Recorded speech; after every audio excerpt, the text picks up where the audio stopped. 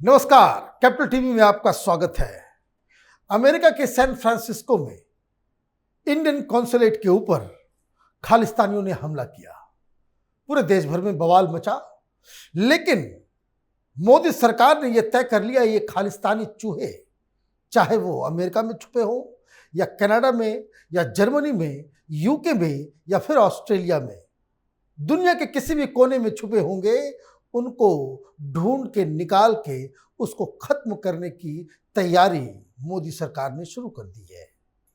और सबसे पहला जो इसमें कदम लिया गया है विदेश मंत्रालय की तरफ से, जिसमें कनाडा और यूएस और तमाम उस तरह के देश जहां पे इस तरह के हमले हो सकते हैं, उनको चेतावनी भी दे दी गई है, उनको बता भी दिया गया है, क्योंकि ये जो पाकिस्तान के पैसे पे, पाकिस्तान के टुकड़ों पे पलने वाले ये खालिस्तानी दलाल जिस हिसाब से 8 तारीख को एक बड़ी योजना पे काम करने वाले हैं कि दुनिया भर में जहां जहां इंडियन एम्बेसी या कॉन्सुलेट है उसके बाहर धरना प्रदर्शन, आगजनी, रॉयट्स करने की जो तैयारी चल रही है, उसके ऊपर हिंदुस्तान की जवाबी कार्रवाई पूरी तरीके से तैयार है।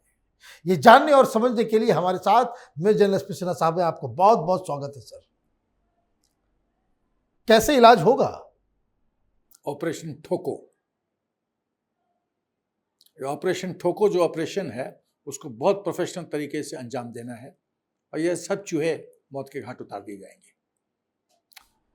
3-4 तो गए।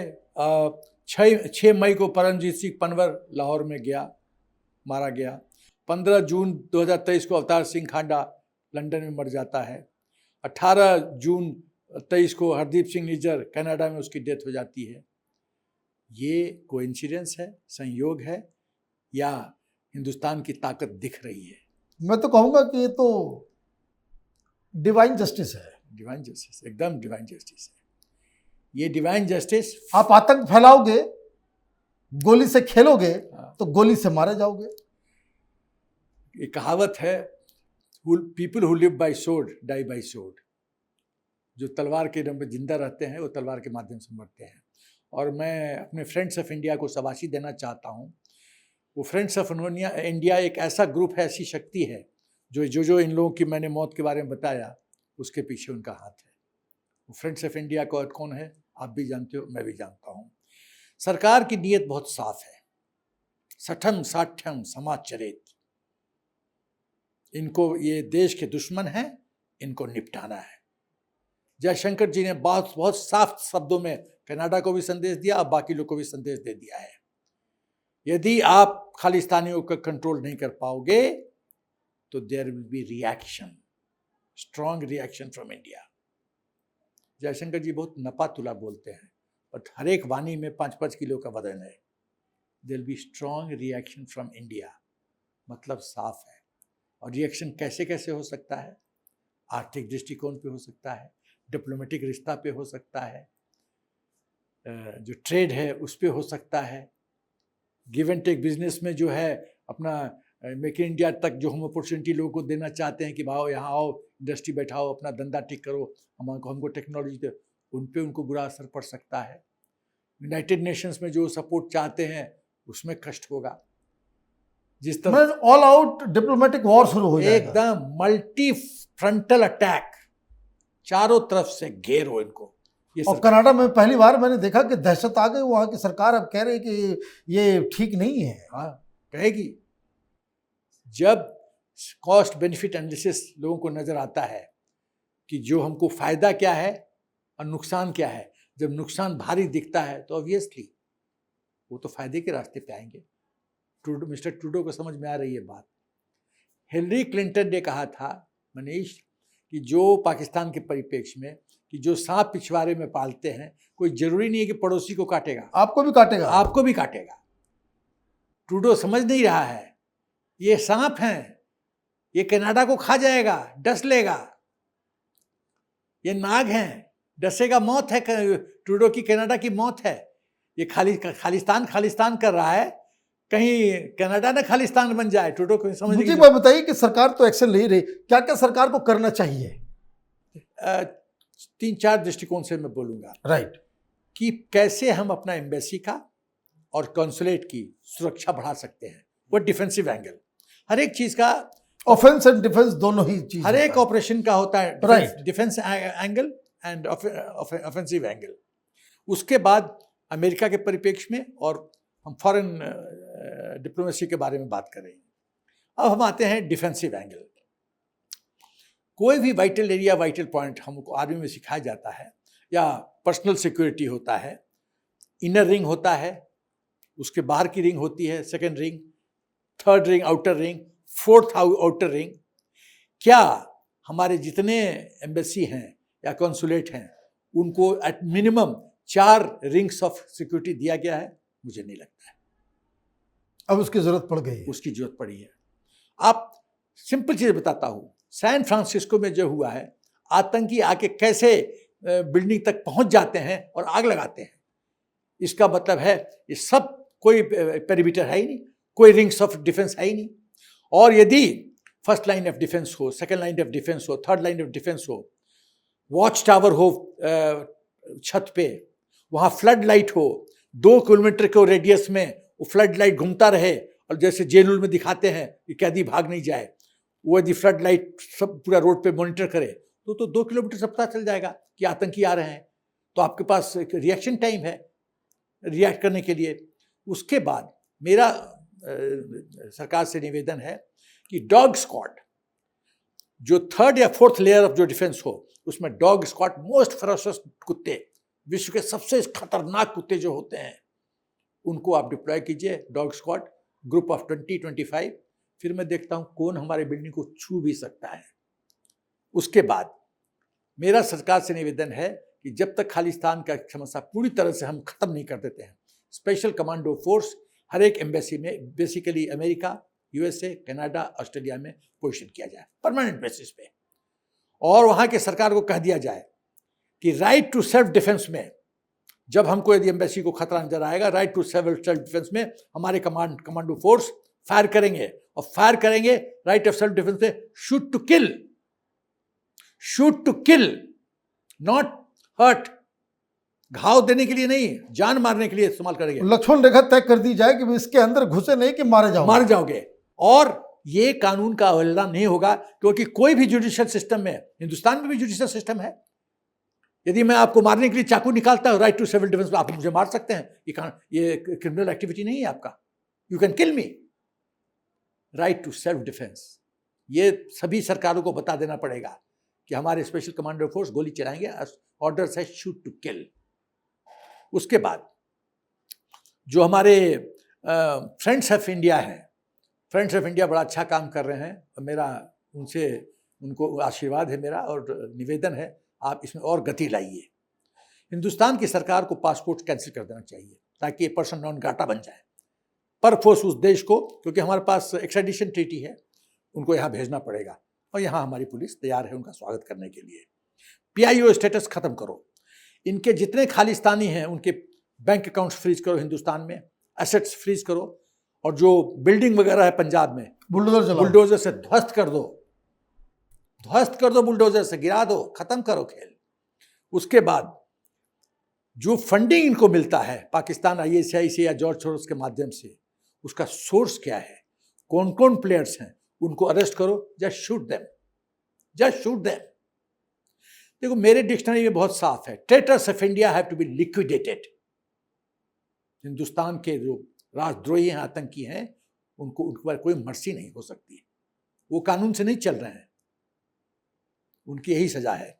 उसके बाद overseas OCI, overseas citizen of India, वो स्टेटस इनका खत्म किया जाए। और अमेरिका ने तो कह दिया है कि NIA का जो डिटैचमेंट अलाउड है वो आके इंक्वायरी कर सकते हैं, और हम उनको मदद करेंगे। एक और रिकमेंडेशन, NIA की स्पेशल टीम ये चारों देश में परमानेंट बेसिस पे पोजीशन की जाए, ताकि वो उन पर नजर रख सके। नजर कैसे रखा जाए, वहां के इंटेलिजेंस, फॉर अमेरिका का एक उदाहरण देता हूं, हमारे NIA की टीम FBI के साथ करे। भाई मिस्टर बाइडेन को तो दिखाना पड़ेगा प्रत्यक्ष रूप में कि हम हमारे स्ट्रेटेजिक पार्टनर हैं, खाली गोल गोल गप करने से तो काम नहीं चलेगा। तो दिखाइए, आप FBI को हुक्म दीजिए कि सब डाटा शेयर करो। क्या FBI के पास डाटा नहीं है? कौन कौन खालिस्तानी हैं, कहाँ रहते हैं, क्या काम करते हैं, क्या धंधा करते हैं? सही बात है। क्या डाटा नहीं है? मैं मानने के लिए तैयार नहीं हूं कि FBI के पास डाटा नहीं होगा। वो डाटा क्यों नहीं शेयर किया जा रहा है? और जब शेयर होता है हमारे फ्रेंड्स ऑफ इंडिया को दिया जाए, वो अपना काम कर देंगे वो अपना काम। वो बड़े अच्छे लोग हैं फ्रेंड्स ऑफ इंडिया। तो सवाल ये है कि NIA को चारों देश में हमको परमानेंट बेसिस पे रखना पड़ेगा। थोड़ा खर्चा होगा, राष्ट्र सुरक्षा पे खर्चा, वो खर्चा नहीं होता है, खर्चा नहीं होता है, वो तो कवच है, कवच है। उसके बाद हम आते हैं, ये अमेरिका कहता है कि उसका एक इंपॉर्टेंट आदमी बोलता है कि हम इसकी निंदा करते हैं। खाली निंदा करने से काम नहीं चलेगा। ये तो पुरानी हिंदुस्तान की सरकार की हो गई। पाकिस्तान गदर करता था, हम उसकी निंदा करते हैं। चाइना गदर करता था, हम उसकी निंदा करते हैं। निंदा नहीं, नॉकआउट ब्लो चाहिए हमको। आप बताओ प्रत्यक्ष रूप में कैसे आप खालिस्तानी को पूरी तरह से डिफेंसिव मोड में डाल रहे हो? Mister Biden, please tell us, बताइए। निंदा करने से काम नहीं चलेगा। 350 एयरक्राफ्ट लिया, आपकी बेरोजगारी खत्म कर दी। अभी 418 इंजन खरीदने जा रहे हैं तेजास के लिए। बेरोजगारी खत्म आपके हम कर रहे हैं। आपके 3 बैंक बंद हो गए, हम आपको जीवन दान दे रहे हैं, आपकी आर्थिक व्यवस्था को जीवन दान दे रहे हैं। और हमारे दुश्मनों के खिलाफ आप सॉफ्ट कॉर्नर रखते हैं। ये जॉर्ज सोरोस का बेटा अलेक्जेंडर 12 बार व्हाइट हाउस में कैसे उसको एंट्री मिला? मिस्टर बाइडेन को पता नहीं है, he is enemy of India. White house में घुसा कैसे वो? मिस्टर बाइडेन सो रहे हैं क्या? राहुल गांधी जाता है, उसका सीक्रेट मीटिंग व्हाइट हाउस में कैसे होता है? उसको बोला है कि किसी चौपाल में जाके किसी पान की दुकान पे मीटिंग करे। व्हाइट हाउस में क्यों? इसका मतलब व्हाइट हाउस फंसा है। डबल गेम नहीं खेल सकते ना। I love you, I hate you, ऐसे नहीं चलेगा। डिफाइन करो, what is your stand, accordingly हम डिफाइन करेंगे। अमेरिका की आर्थिक व्यवस्था टोटली ध्वस्त हो रही है। चाइना मिस्टर बाइडेन कहते हैं। मिस्टर बाइडेन को बताना चाहिए कि क्या उनके परिवार के लोग चाइना के साथ धंधा नहीं करते? अब ये बताइए, सैन फ्रांसिस्को के बाद क्या जो हम लोगों की तैयारी है दूसरी जगह पे इस तरह की जरूरत ये लोग करेंगे? मुझे नहीं लगता है कि अब देखिए, चोर चोरी से जाए, हेरा फेरी से न जाए। ये जो आदमी ऑब्सेस्ड होता है, किसी जो रेडिकलाइज्ड लोग होते हैं, वो पूरी तरह से अपनी उसमें सुधार हो ही नहीं सकता है। दे आर रेडिकलाइज्ड, वो मरने के लिए तैयार रहते हैं।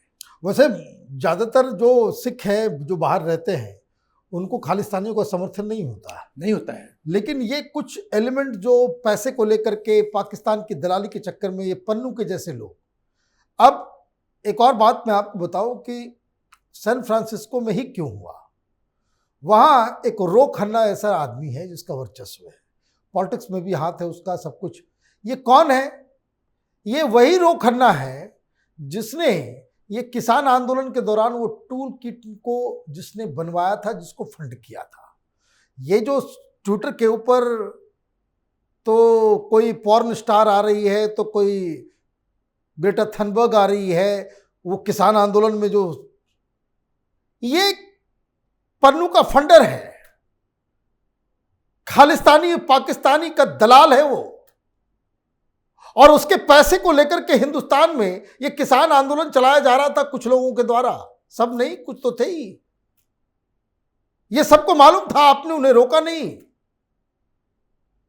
तो हम लोग कहते थे कि खालिस्तानी घुस आए हैं, तो कुछ लोगों के पेट में जो दर्द हुआ करता था। साफ साफ लिंकेजेस मिल रहे हैं कि जो सैन फ्रांसिस्को में हुआ उसके पीछे रो खन्ना, ये किसान आंदोलन में फंड करने वाले, टूल किट बनाने वाले लोग हैं। और ये पन्नू उस दौरान भी, किसान आंदोलन के दौरान भी इस तरीके से इन्वॉल्व था। आपने जो बातें बताई है उससे रिश्योरेंस मिल रहा है कि सरकार, मोदी सरकार इन पाकिस्तानों के चमचों को ऐसे छोड़ेगी नहीं। मैं 30 सेकंड में एक और बात कहना चाहता हूं। बताइए। कोई सिक्योरिटी ग्रिड ऐसा है जो किसी व्यक्ति को 100% प्रोटेक्शन दे दे? जब जॉन एफ कैनेडी को मारा जा सकता है, तो जॉर्ज सोरोस भी हिट लिस्ट में आ सकते हैं, अलेक्जेंडर भी आ सकता है, ये खन्ना भी आ सकता है। ये लोगों को याद रखना होगा। इशारों में मेरी बात समझिए आप। आपका बहुत बहुत धन्यवाद, आपने डिटेल से इस टॉपिक के ऊपर हमें जानकारी दी। अगर आपको ये वीडियो पसंद आया तो आप इसे लाइक करें, शेयर करें और कैपिटल टीवी को सब्सक्राइब करें। धन्यवाद।